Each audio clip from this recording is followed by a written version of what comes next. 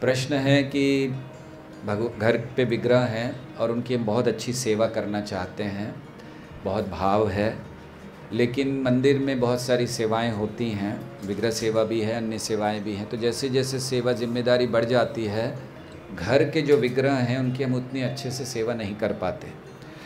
तो लग रहा अच्छा नहीं है, बैलेंस नहीं कर पाते हैं। तो इसको बैलेंस कैसे करें, या क्या ये अपराध है कि उनकी हम अच्छे से सेवा नहीं कर पाते, राइट?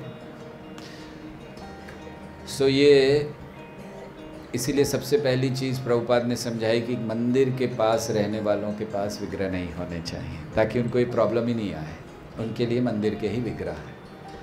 लेकिन अब जिनके घर में हैं उनको बहुत अच्छी सेवा करनी चाहिए।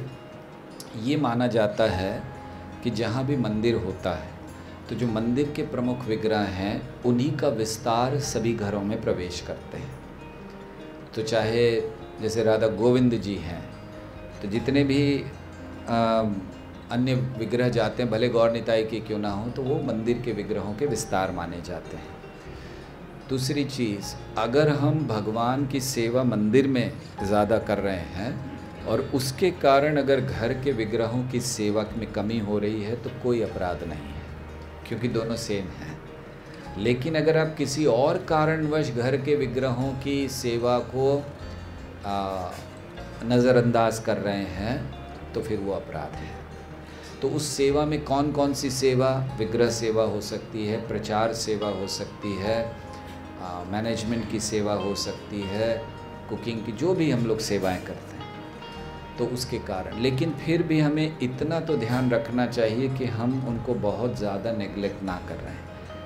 मिनिमम सेवाओं को हमें अधिकारियों के साथ, हमारे शिक्षा गुरु, दीक्षा गुरु के साथ चर्चा करके उन मिनिमम सेवाएं सेट कर लेनी चाहिए कि हमें इतना तो करना ही है।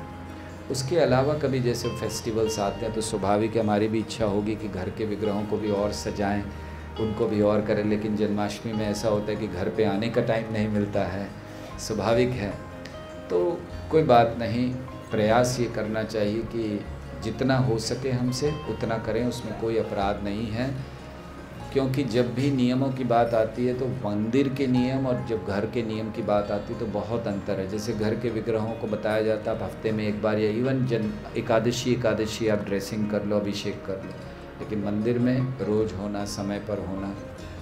तो इसीलिए हमारा तो ये मानना है कि इसको बैलेंस ऐसे करना है कि एक मिनिमम प्रोग्राम चर्चा करके बना लेना चाहिए कि इतना तो होना ही है डीटीज़ के लिए, उससे कम नहीं, और बाकी समय भगवान की सेवा में हमें मंदिर में देना चाहिए, ठीक है। और आगे अवसर मिले सो हमें अपने डीटी को लेकर मंदिर में ही आकर रह लेना चाहिए, सबसे अच्छा है, ज़्यादा टेंशन नहीं रहेगी।